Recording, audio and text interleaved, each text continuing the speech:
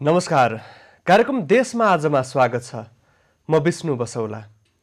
आज पनि हामी कोरोना संक्रमित जिल्लामा केन्द्रित भएर त्यहाँको पछिल्लो अवस्थाको जानकारी गराउनेछौँ। नेपालमा कोरोना संक्रमितको संख्या बढ्दै गएको छ। अस्ति नेपालगञ्जका 7 जना व्यक्तिमा कोरोना भाइरसको हिजो नेपालगञ्जका 7 जना व्यक्तिमा कोरोना भाइरसको नयाँ संक्रमण देखा परेको थियो हिजो बिहान, र त्यसपछि केही व्यक्तिको नमुना सङ्कलन गरिएको छ। विभिन्न जिल्लामा संक्रमितसँग सम्पर्कमा भएका व्यक्तिको खोजी कार्य अगाडि बढाइएको छ र परीक्षणको काम भइरहेको छ। काठमाडौँको टेकु स्थित राष्ट्रिय प्रयोगशाला सहित देशभरका विभिन्न प्रयोगशालाबाट परीक्षण गर्ने काम भइरहेको छ। विभिन्न प्रदेशमा विश्व स्वास्थ्य सङ्गठनको मापदण्ड प्राप्त ल्याब स्थापना गरिएको छ, मेसिन जडान गरिएको छ, जनशक्ति पनि पठाइएको छ र परीक्षणको काम भइरहेको छ। हामी आज पनि नेपालगञ्जमा बढी केन्द्रित रहनेछौँ। नेपालगञ्जबाट सम्पर्कमा हुनुहुन्छ वरिष्ठ संवाददाता दुर्गा रोकाए। दुर्गा, नेपालगञ्जमा संक्रमित देखिएपछि निषेधाज्ञा जारी गरिएको छ, परीक्षणको काम पनि भइरहेको भनिएको छ। हिजो दिनभर के भयो जानकारी गराउनुहोस् न। विष्णु, हिजो मौसम पनि अलिकति खराब नै थियो। खराब मौसमका बीच पनि हिजो कामहरू साँझतिर आएर मात्रै भएको छ। खास गरी कन्ट्याक्ट ट्रेसिङको काममा केही चुनौतीहरू आएको भनेर यहाँका स्वास्थ्य कर्मीहरूले हामीलाई जानकारी गराएको अवस्था छ। जसरी एकजनाबाट 22 जना सङ्क्रमित भएको, एकजनाको कन्ट्याक्ट ट्रेसनबाट 22 जना सङ्क्रमित भएको पुष्टि भइसकेपछि नेपालगञ्जमा यसको दायरा बढाउँदै कन्ट्याक्ट ट्रेसनलाई अगाडि बढाउने र ती सम्पर्कमा आएका व्यक्तिहरूको स्वाब कलेक्सन गरेर सङ्कलन गरेर परीक्षण गर्ने र यसको दायरा बढाउने भनेर विश्व स्वास्थ्य सङ्गठन, स्वास्थ्य तथा जनसङ्ख्या मन्त्रालयको टिम र यहाँको स्थानीय स्वास्थ्य कर्मीहरू सहित लागिरहेको अवस्था छ। खास गरी त्यसमा अझै नेपाली सेना, प्रहरीका समेत प्राविधिकहरू उहाँहरूसँगै लागिरहेको अवस्था छ भने यति बेला नेपालगञ्जमा जसरी एउटै टोलका, एउटै वडाका 23 जना सङ्क्रमित भेटिए, त्यसपछि यसको दायरा बढाउने भनेर सचेतपूर्वक काम गर्नुपर्ने अवस्था पनि देखिएको छ भने अब 22 जना जुन पछिल्लो समय पुष्टि भए, तिनको सम्पर्कमा करिब 300 जना ट्रेसिङ भएको भनेर हामीले जानकारी पाएका छौँ। यद्यपि यो सङ्ख्या बढ्न पनि सक्ला र नेपालगञ्जका केही स्थानहरूलाई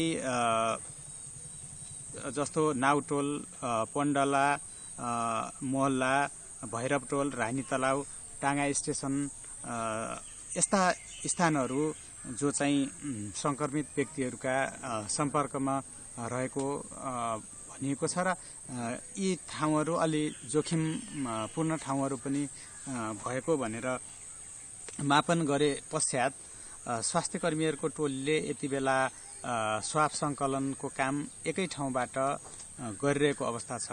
हिजो साँझ मात्रै 56 जनाको स्वाब सङ्कलन गरिएको थियो विष्णु भने उनीहरूको नतिजा आउन बाँकी छ। यसरी स्वाब सङ्कलनलाई अब निरन्तर रूपमा अगाडि बढाउने दुर्गा, विभिन्न चुनौती देखिएको भनिएको थियो। त्यो चुनौतीहरूको विषयमा चाहिँ प्रशासनले के बताइरहेको छ? के कस्ता चुनौती देखिएका हुन्? पक्कै पनि चुनौती देखिएपछि यहाँको प्रशासनले खास गरी नेपालगञ्जमा लकडाउन बिस्तारै फितलो भएको अवस्थामा यहाँको प्रशासनले निषेधित क्षेत्र घोषणा गरेरै अब कन्ट्याक्टेसनलाई अलिकति सहज बनाउन लागिरहेको अवस्था हो भने हिजो अलिकति 11 बजेदेखि निषेधित क्षेत्र घोषणा गरिएको थियो नेपालगञ्जलाई भने सोही समयमा नेपालगञ्जको त्रिवेणी मोडमा केही झडपको स्थिति पनि भयो। प्रहरीमाथि ढुङ्गा प्रहारको अवस्था भयो, प्रहरीको गाडी तोडफोड पनि भएको थियो विष्णु। तर पछि त्यो साम्य भएर गयो त्यो स्थिति। र जसरी अहिले विश्व स्वास्थ्य सङ्गठन, स्वास्थ्य तथा जनसङ्ख्या मन्त्रालयको टिम र यहाँको स्थानीय स्वास्थ्य कर्मीहरू लागेर खास गरी जसरी एकजना 60 वर्षीय पुरुषबाट 22 जना अन्य ट्रेसिङको क्रममा 22 जना संक्रमित भेटिए। ती 22 जनाको कन्ट्याक्ट ट्रेसिङ गरेर करिब 300 जना छन् भनिएको छ हाललाई भने त्यो संख्या अझै बढ्ला।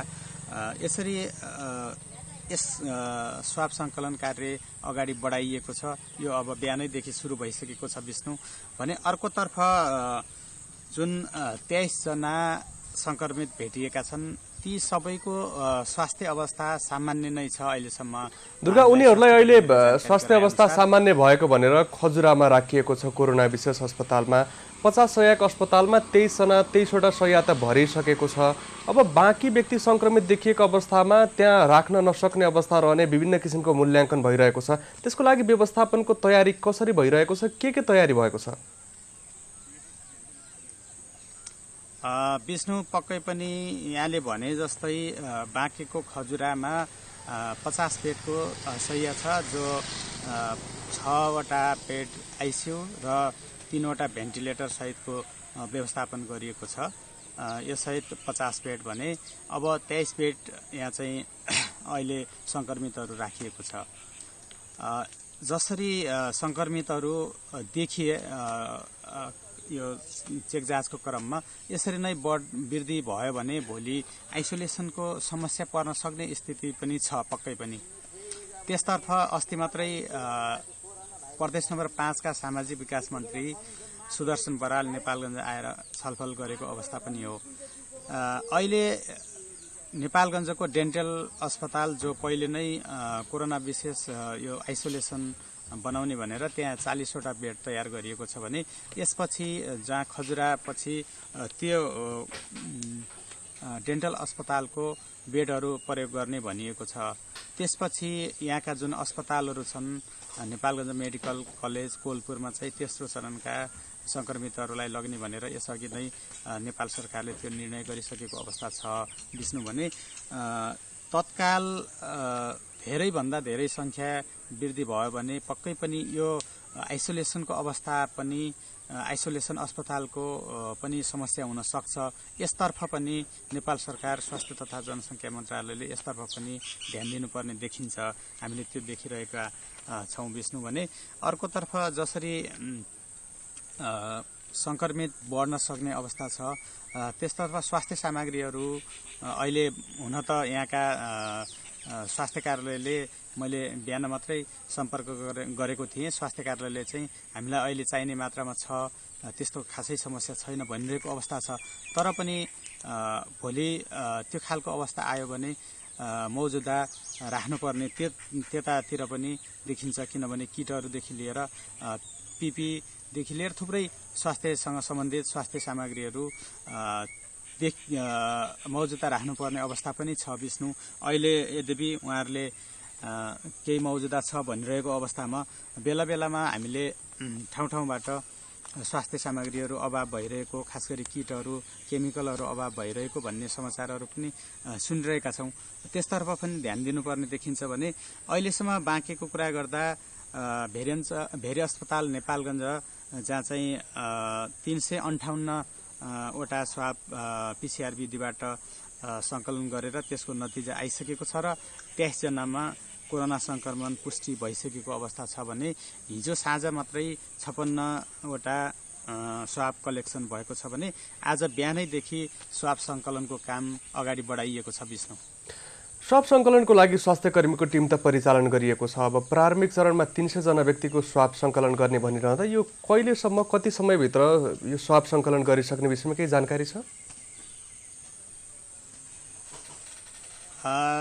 अहिले 3वटा टोली लागिरहेको अवस्था छ। खास गरी विश्व स्वास्थ्य सङ्गठन, स्वास्थ्य तथा जनसङ्ख्या मन्त्रालयको टिम र यहाँको स्वास्थ्य कर्मीहरूको टिम, 3वटा टिम यद्यपि एकद्वार प्रणालीबाटै एक ठाउँबाटै स्वाब सङ्कलन भएको छ। जसरी ट्रेसिङ गरियो यी ठाउँहरू र त्यहाँका व्यक्तिहरू ती ठाउँहरूको एकै ठाउँमा स्वाब सङ्कलन गर्ने ती व्यक्तिहरूलाई ल्याएर भनिरहेको अवस्था छ विष्णु। अब ती व्यक्तिहरूलाई एकै ठाउँमा एकत्रित गर्नको लागि के व्यवस्था गरिएको छ? अब ती संक्रमित भेटिएका व्यक्तिसँग सम्पर्कमा आएका व्यक्तिको कन्ट्याक्ट ट्रेसिङ सकिएको प्रारम्भिक चरणको, त्यसपछि उनीहरूलाई एक ठाउँमा ल्याएर नमुना सङ्कलन गर्दा त्यहाँसम्म ल्याउने व्यवस्था चाहिँ कसरी मिलाइएको छ? त्यहाँसम्म ल्याउने व्यवस्था स्वास्थ्य कर्मीहरूले गरेको भनेर हामीले जानकारी पाएका छौँ। खास गरी अब ती नजिकै टोलहरू हुन्, त्यति धेरै टाढा होइन विष्णु, त्यस कारणले पनि त्यति धेरै समस्या छैन। यसमा स्वास्थ्य कर्मीहरू मात्रै नभएर सुरक्षाकर्मीहरू पनि लागिरहेको अवस्था छ। सुरक्षाकर्मीहरूका पनि प्राविधिकहरू परिचालित भएको अवस्था छ। नेपाली सेनाले पनि आफ्नो प्राविधिक पठाएको छ भने अन्य नेपाल प्रहरीले सुरक्षाको निगरानी बढाइरहेको अवस्था छ विष्णु। दुर्गा, अब निषेधाज्ञापछि त्यस क्षेत्रको जनजीवन कस्तो छ? जनताको अत्यावश्यक आवश्यकता र सेवालाई मध्यनजर गरेर के व्यवस्था गरिएको छ? 24 घण्टा अगाडि नै निषेधित क्षेत्र घोषणा गरिएको हो विष्णु। यहाँको स्थानीय प्रशासनले र आम सर्वसाधारणहरूका लागि 24 घण्टा अगाडि नै सूचना दिएर उनीहरूले आफ्नो दैनिक रूपमा आवश्यक पर्ने अत्यावश्यक वस्तुहरूको लागि आफूलाई खरिद गर्न सक्ने त्यो खालको व्यवस्था गरिएको थियो भने अर्कोतर्फ अत्यावश्यक जस्तो अस्पताल जानुपर्ने अवस्था, त्यस्ता अवस्थाहरू आयो भने सुरक्षाकर्मीहरूको समन्वयमा जान सक्ने अवस्था दिइएको छ। एम्बुलेन्सहरू सहज रूपमा सञ्चालन गर्न दिइरहेको अवस्था हो विष्णु। हस्, धन्यवाद दुर्गा। हुनुहुन्थ्यो वरिष्ठ संवाददाता दुर्गा रोकाए बाँकेको नेपालगञ्जबाट। बाँकेको नेपालगञ्ज उपमहानगरपालिका वडा नम्बर 8 भित्रका व्यक्तिमा कोरोना भाइरसको संक्रमण देखा परेपछि त्यस क्षेत्रमा निषेधाज्ञा जारी गरिएको छ र व्यक्तिहरूको परीक्षणको काम अगाडि बढाइएको छ। नमुना सङ्कलन गर्ने काम पनि भइरहेको छ। हिजो 56 जनाको नमुना सङ्कलन सकिएको छ र संक्रमितसँग सम्पर्कमा आएका व्यक्तिहरूको प्रारम्भिक कन्ट्याक्ट ट्रेसिङबाट करिब 300 व्यक्तिको नमुना सङ्कलन गर्नुपर्ने आवश्यकता महसुस भएको प्रशासनले बताएको छ। विभिन्न ठाउँबाट व्यक्तिहरूलाई एकत्रित गरेर एक द्वार प्रणालीबाट नमुना सङ्कलन गर्ने काम भइरहेको छ। 3 ठाउँमा स्वास्थ्यकर्मीको टोली परिचालन गरिएको छ र नमुना सङ्कलन गरेर भेरी अस्पताल पठाउने काम भइरहेको छ। आज बिहानैबाट त्यो काम भइरहेको छ र निषेधाज्ञा जारी भएपछि नागरिकको अत्यावश्यक सेवालाई मध्यनजर गरी सुरक्षाकर्मीको समन्वयमा व्यक्तिहरूलाई आवत जावत गर्न सकिने व्यवस्था मिलाइएको छ। अस्पताल जाने व्यक्तिलाई सुरक्षाकर्मीको समन्वयमा त्यहाँसम्म पुग्नका लागि व्यवस्था मिलाइएको छ। नेपालगञ्जमा मात्रै 23 जना व्यक्ति कोरोना सङ्क्रमित भेटिएका छन् र उनीहरूसँग सम्पर्कमा आएका व्यक्तिहरूको खोजी कार्य अगाडि बढाइएको हो र उनीहरूलाई खजुरा स्थित कोरोना विशेष अस्पतालमा राखिएको छ। खजुरामा स्थापना गरिएको कोरोना विशेष अस्पतालमा 50 शय्याको क्षमता छ। 6वटा आइसियु कक्ष निर्माण गरिएको छ। 3वटा भेन्टिलेटर सेन्टर राखिएको छ र अब सङ्क्रमितको सङ्ख्या बढ्ने अवस्था आए त्यहाँ व्यक्तिहरूलाई राख्नको लागि ठाउँ अभाव हुने आकलनको आधारमा विभिन्न ठाउँ व्यक्तिहरू राख्ने गरी तयारी भइरहेको छ। विभिन्न निजी अस्पतालसँग समन्वय भइरहेको जानकारी आएको छ र अब ठुलो सङ्ख्यामा व्यक्तिहरू राख्न सक्ने गरी स्थान निर्माण गर्ने गरी पनि प्रदेश सरकारले जिल्लासँग समन्वय गरिरहेको जानकारी प्राप्त भएको छ र कन्ट्याक्ट ट्रेसिङको काम भइरहेको छ र अब कन्ट्याक्ट ट्रेसिङ प्रारम्भिक चरणको सकेर दोस्रो चरणको प्रक्रिया अगाडि बढाउने विषयमा पनि छलफल थालिएको छ। नेपालगञ्जसँग सीमा जोडिएका अन्य जिल्लाहरूमा पनि कडाइका साथ व्यक्तिहरूको आवत जावतको लागि व्यवस्था मिलाइएको छ र अत्यावश्यक कामको लागि नेपालगञ्ज प्रवेश गर्ने र अत्यावश्यक कामको लागि नेपालगञ्जबाट बाहिरिने व्यक्तिको लागि सुरक्षाकर्मीको समन्वयमा बाहिर पठाउने काम भइरहेको छ र नेपालगञ्जसँग जोडिएका बाँकेसँग जिल्ला जोडिएका अन्य जिल्लामा पनि सुरक्षा सावधानी अपनाइएको छ र चेकपोस्ट निर्माण गरेर परीक्षणको काम थालिएको छ। नेपालगञ्ज उपमहानगरपालिका भित्र व्यक्तिहरूमा कोरोना भाइरसको संक्रमण देखा परेपछि त्रास बढेको छ र अवस्था सामान्यकरण गर्नको लागि धेरैभन्दा धेरै व्यक्तिको परीक्षण गरिनुपर्ने माग भइरहेको छ। नेपालगञ्ज उपमहानगरपालिका आसपासका स्थानीय तहले पनि आसपासका व्यक्तिहरूलाई परीक्षणको लागि माग गरिरहेका छन्। हिजो मात्रै हामीले भेरी अस्पतालका मेडिकल सुपरिन्टेन्डेन्टसँग लिएको जानकारी अनुसार 200 जना व्यक्तिको नमुना सङ्कलन गर्न पुग्ने गरी र 200 जना व्यक्तिको परीक्षण गर्न पुग्ने गरी मात्रै केमिकल र किट भएको जानकारी आएको थियो र अत्यावश्यक सामान अभाव हुने देखिएपछि प्रशासनले लगातार छलफल अगाडि बढाएको छ र स्वास्थ्य सामग्री पुर्याउने विषयमा पनि छलफल भएको बुझिएको छ। हामीले देशभरको पछिल्लो अवस्थाको जानकारी गराइरहेका छौँ। हामी कोरोना संक्रमित भेटिएका जिल्लामा त्यहाँको पछिल्लो अवस्थाको विषयमा जानकारी लिन बढी केन्द्रित छौँ। हाम्रा विभिन्न जिल्लामा रहेका संवाददाताबाट, विभिन्न जिल्लाका प्रमुख जिल्ला अधिकारीबाट, विभिन्न जिल्लाका प्रहरी प्रमुखबाट, स्थानीय तहका प्रमुखबाट र नागरिकहरूबाट पनि प्रत्यक्ष रूपमा त्यहाँको जानकारी लिइरहेका छौँ। देशभर सङ्क्रमितको सङ्ख्या 82 जना पुगेको छ। PCR विधिबाट देशभर अहिलेसम्म 13,768 व्यक्तिको परीक्षण सकिएको छ। त्यसैगरी RDT विधिबाट 52,223 व्यक्तिको परीक्षण गरिएको छ। नेपालभरि आइसोलेसनमा रहेका व्यक्तिको सङ्ख्या 120 पुगेको छ। त्यसैगरी क्वारेन्टिनमा बसेका व्यक्तिको सङ्ख्या 21,079 पुगेको छ। भारतसहित विभिन्न जिल्लाबाट नेपाल प्रवेश गरेका र एक जिल्लाबाट अर्को जिल्लामा पुगेका व्यक्तिलाई क्वारेन्टिनमा राखिएको छ। स्थानीय तहको व्यवस्थापनमा क्वारेन्टिन निर्माण गरिएको छ। हामी देशभरका विभिन्न अवस्थाको जानकारी लिइरहेका छौँ। बाराको पछिल्लो अवस्थाको जानकारीको लागि सम्पर्कमा हुनुहुन्छ संवाददाता इन्दीप कोइराला। इन्दीप, बारामा 2 जना व्यक्तिमा कोरोना भाइरसको सङ्क्रमण देखा परेको थियो, त्यसपछि परीक्षणको काम कति सकियो, अहिले के भइरहेको छ, जानकारी गराउनुहोस्। अहिलेसम्म बारा जिल्लामा जम्मा 2 जना पुरुषलाई कोरोना भाइरस भेटिएको हो, जहाँ उनीहरू चाहिँ जितपुर सिमराउको महानगरपालिकामा क्वारेन्टाइनमा आइसोलेसनमा राखिएको थियो। उहाँहरूको स्वाब परीक्षण केन्द्र कार्यालयका चेकुमा पठाएपछि त्यहाँबाट पोजिटिभ देखिएपछि उनीहरूसँग सम्पर्कमा आएको बाँकी 7 जनालाई ल्याएर अहिले आइसोलेसनमा राखेर उनीहरूको स्वाब पनि काठमाडौँको अस्पतालमा पठाउन गरी पहिलो चरणमा नेगेटिभ आएको छ।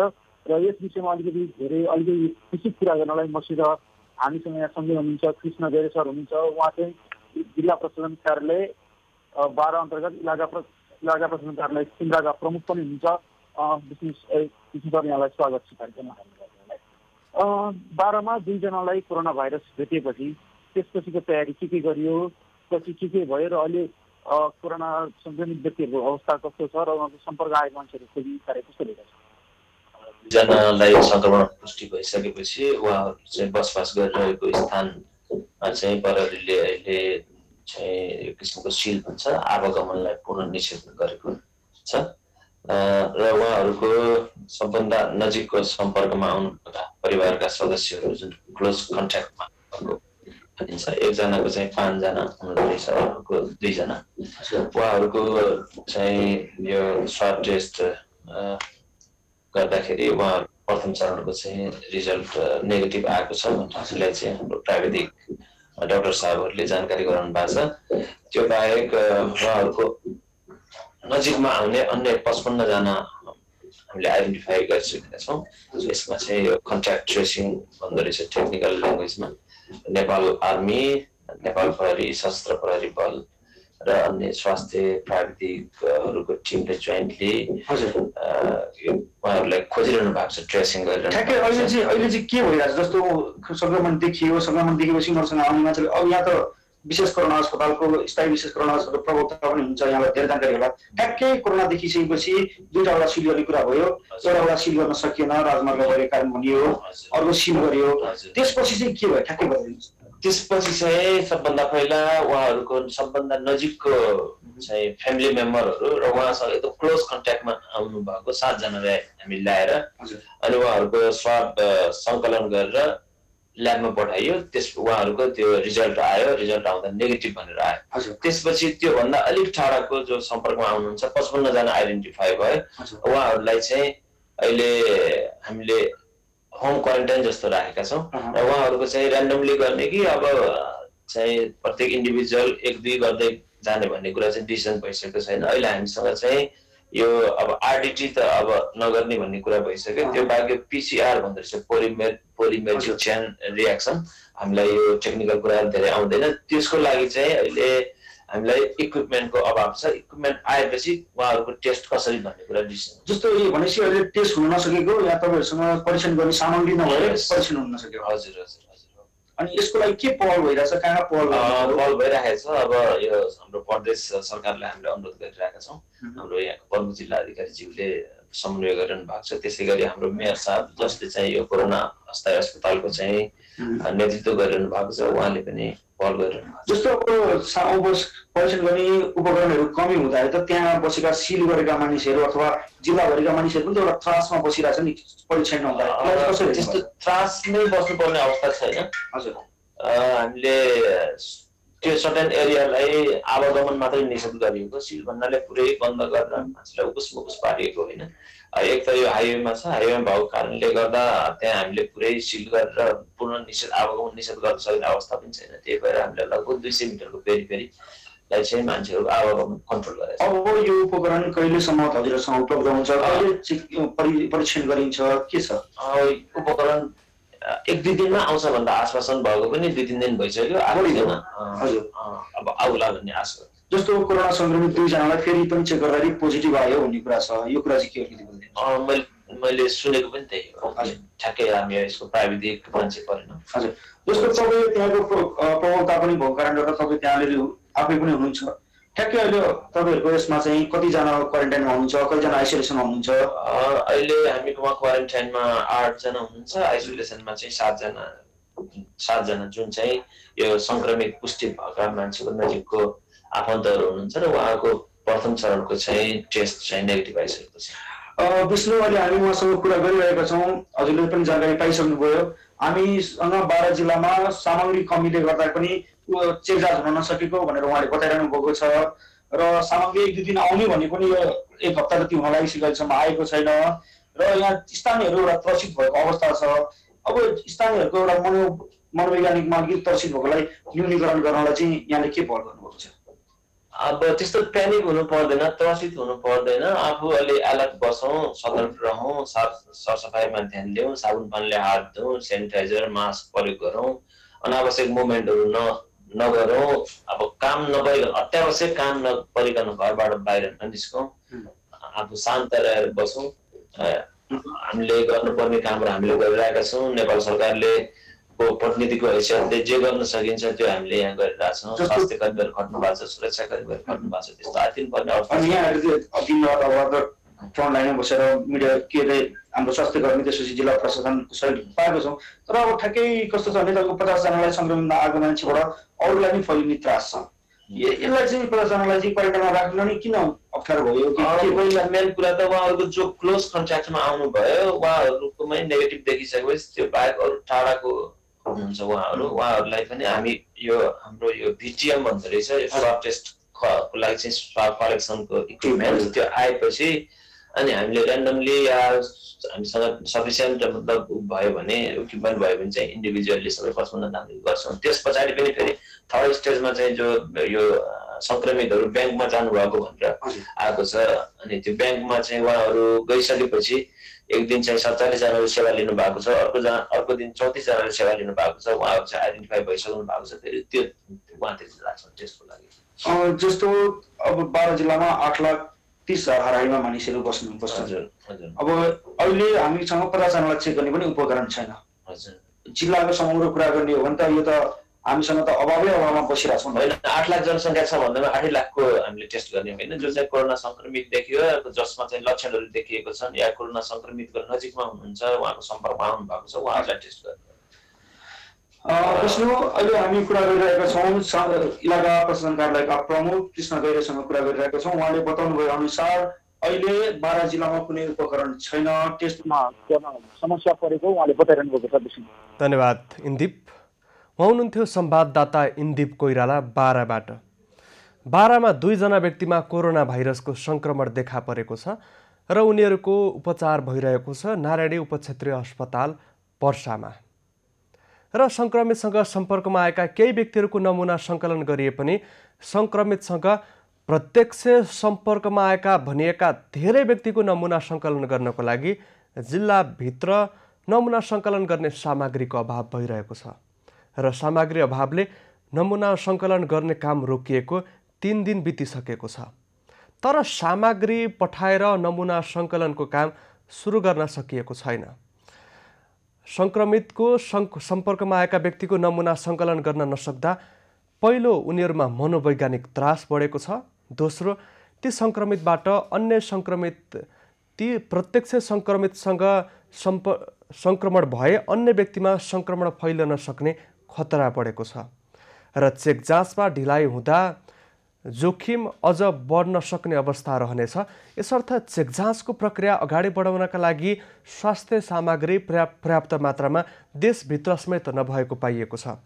देशभित्र पर्याप्त मात्रामा स्वास्थ्य सामग्री नहुँदा सामग्री ल्याउनको लागि विभिन्न देशसँग धेरै माध्यमबाट छलफल भए पनि सामग्री नेपाल भित्रिएको छैन। पछिल्ला केही दिनलाई हेर्ने हो भने सङ्क्रमितको सङ्ख्या बढ्दै गए पनि परीक्षणको क्रम भने घटेको छ। परीक्षणको दायरा फराकिलो बनाउनु पर्ने माग बढिरहँदा परीक्षणको दायरा घटेको छ। यसतर्फ सम्बन्धित विज्ञहरूले चिन्ता व्यक्त गरिरहेका छन्। हामी उदयपुरको पछिल्लो अवस्थाको जानकारी लिन्छौँ। उदयपुरबाट सम्पर्कमा हुनुहुन्छ संवाददाता भोटराज राई। भोटराज, उदयपुरमा दोस्रो चरणको परीक्षणको प्रक्रिया अगाडि बढाउने भनिएको छ। कसरी प्रक्रिया अगाडि बढ्नेछ? कति जति व्यक्तिको परीक्षण हुन्छ? जानकारी गराउनुहोस्। उदयपुरमा आजबाट यस अगाडि परीक्षण गरिएकाहरूलाई पुनः परीक्षण गरिँदैछ र यो कार्य जिल्ला जनस्वास्थ्य कार्यालयको नेतृत्वको स्वास्थ्यकर्मी प्राविधिक टोलीले बिहान 7 बजेबाट सुरु गरिसकेको छ। आज सङ्क्रमित स्थान भुल्केमै एउटा खुल्ला चौर रहेको छ। त्यहाँ नै त्यस ठाउँका लक अहिलेसम्म गरिएको बस्ती रहेको छ। त्यस बस्तीका मानिसहरूलाई जम्मा गरेर त्यहाँ चाहिँ पुनः परीक्षणको कार्य भइरहेको छ भने अरू सब नयाँ स्थानीय केही जो शङ्कास्पद हुनुहुन्छ उहाँहरूको बारम्बार हामीलाई पनि परीक्षण हुनुपर्छ भन्ने माग रहिआएको थियो।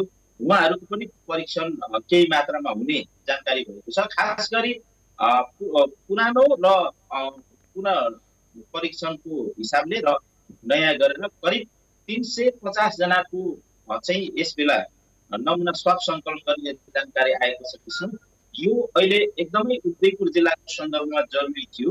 जब परीक्षण गरिएको 2 हप्ता कटिसकेपछि जुन सङ्क्रमित भेटिएको स्थानमा पहिलो पटक नेगेटिभ देखिए पनि त्यहाँ कुनै त्रुटिवश छुटेको हुन सक्छ भन्ने हिसाबले यो पटक फेरि पुनः परीक्षण गरिन्छ। भोटराज, कुन विधिबाट परीक्षण हुँदैछ? आरडिटी विधिबाट परीक्षण गर्ने तयारी भइरहेको छ कि पिसिआर विधिबाट? स्वास्थ्यकर्मीको टोलीसँग अब त्यो सिल गरिएको क्षेत्रका व्यक्तिहरूले कसरी सम्पर्क गरिरहनु भएको छ? अवश्य विष्णु, यो अहिले अब आरडिटी टेस्टबाट यसलाई पुनः अहिले विश्वसनीय मानिएको छैन। त्यसमा पनि भुल्के एकदमै यो सङ्क्रमित स्थान अब देशकै इपिसेन्टरको रूपमा लिएको छ। देशकै सबैभन्दा ठुलो सङ्ख्यामा भेटिएको पहिलो पटक भेटिएको स्थान हो। त्यस कारणले त्यहाँ चाहिँ पिसिआर प्रविधिबाट नै नमुना सङ्कलन गरेर जुन कोरोना भाइरसको जुन परीक्षणको एउटा मुख्य प्रविधि छ त्यो नै प्रयोग गरेर त्यहाँ चाहिँ परीक्षण गरिँदैछ र यो परीक्षण पछाडि त्यहाँको रिपोर्ट के आउने हो त्यो पछि रिपोर्टले देखाइरहँदासम्म अहिले त्यहाँ केही फेला पर्न सक्छ कि भन्ने बढी आशंका गरिएको छ। तर उदयपुरको सन्दर्भमा अहिलेसम्म हेर्दाखेरि भुल्के क्षेत्र जुन एउटा बस्ती रहेको छ त्यहाँ 337 जनाको परीक्षण गरिसक्दाखेरि 28 जना जो सङ्क्रमित भेटिए त्यसपछि उनीहरूको सम्पर्कमा आएका नजिकको सम्बन्ध भएका व्यावहारिक हिसाबले विभिन्न हिसाबले सम्पर्क भएकाहरूको 300 भन्दा बढीको परीक्षण गरियो। तिनीहरूको चाहिँ पोजिटिभ नभेटिएको अवस्था भयो। उनीहरूको स्वाब परीक्षणको रिपोर्ट नेगेटिभ आयो। त्यसले गर्दाखेरि धेरै फैलिएको छैन, यो कन्ट्रोल गर्न सकिन्छ होला भन्ने एक खालको आकलन भएको थियो। त्यहाँ कुल करिब 650 व्यक्तिहरूको नमुना सङ्कलन गरी परीक्षण गरिएको थियो र उनीहरूको रिपोर्ट नेगेटिभ आएपछि उनीहरूलाई कहाँ राखिएको थियो? व्यवस्था के भइरहेको थियो? त्यस क्षेत्रमा विष्णु त्यहाँ चाहिँ खास गरी पछिल्लो समयको परीक्षणबाट पनि यदि सङ्क्रमित भेटिएको भएदेखि यो स्थिति अलिकति अझ जटिल देखिन्थ्यो कोरोना सङ्क्रमणको एउटा हिसाबले हेर्दाखेरि। तर पछिल्लो समय त्यो नदेखिँदाखेरि यद्यपि त्यो विभिन्न शङ्कास्पद ठाउँहरू जिल्लाभरि नै त्यो चेक गरिएको छ। खास गरी यतिन्जेल हेर्दाखेरि 28 जना मुस्लिम समुदायका दाजुभाइ दिदीबहिनीहरूमा देखिएको हुनाले बढी उहाँहरूको चाहिँ एउटा सम्पर्क हुने, त्यसमा जमाती समूह समेत भेटेको हुनाले उहाँहरूको चाहिँ त्यो मस्जिदहरूमा डुल्ने क्रम र मुस्लिम बस्तीमा जाने क्रम देखिएको हुनाले जिल्लाभरि नै गरियो, मुस्लिम समुदायहरूमा गरिएको छ। तर ढुल्के र बाहेकको स्थानहरू जस्तो कटाली नगरपालिका, चौधुरीगढी नगरपालिका र त्रियुगा नगरपालिकाका विभिन्न वडाहरू, विभिन्न स्थानहरूमा उहाँहरूको बसोबास छ, त्यो पाइएको छैन। त्यसपछि उहाँहरूसँगको एउटा सम्पर्क कन्ट्याक्ट ट्रेसिङको हिसाबले उहाँहरूको ट्राभल हिस्ट्री हेरेर परीक्षण भएको छ, त्यो चाहिँ नभएको स्थिति हो।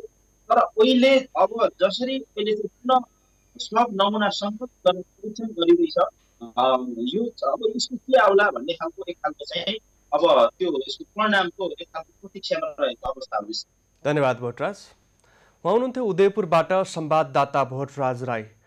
उदयपुर जिल्ला नेपालका सबैभन्दा धेरै कोरोना सङ्क्रमित भएको जिल्ला हो र त्यहाँ सङ्क्रमित भेटिएपछि करिब 650 व्यक्तिको नमुना सङ्कलन गरी परीक्षण गरिएको थियो र उनीहरूको रिपोर्टमा कोरोना सङ्क्रमण नभएको पाइएको थियो र त्यसपछि 2 हप्तापछि आज बिहानबाट त्यहाँ पुनः नमुना सङ्कलनको काम थालिएको छ र केही व्यक्तिहरूको नमुना सङ्कलनको काम सकि पनि सकेको छ र आज दिनभर जसो नमुना सङ्कलनको काम हुने जानकारी प्राप्त भएको छ।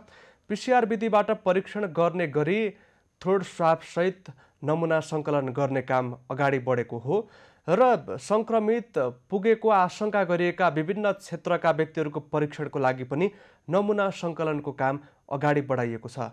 सङ्क्रमितको प्रत्यक्ष सम्पर्कमा भएका व्यक्तिहरूका परिवारका सदस्य र उनीहरूसँग भेटघाट गरेका व्यक्तिहरूको पनि सम्पर्कमा रहेका व्यक्तिहरूको नमुना सङ्कलन गर्ने काम अगाडि बढेको छ र सङ्क्रमित भए नभएको यकिन गर्ने माग बढेपछि, यकिन गरिनुपर्ने आवाज उठेपछि त्यहाँ नमुना सङ्कलनको काम पुनः थालिएको छ। देशभरको जानकारी गराउने यो क्रम जारी रहेको छ। हामीसँगै रहनुहोला।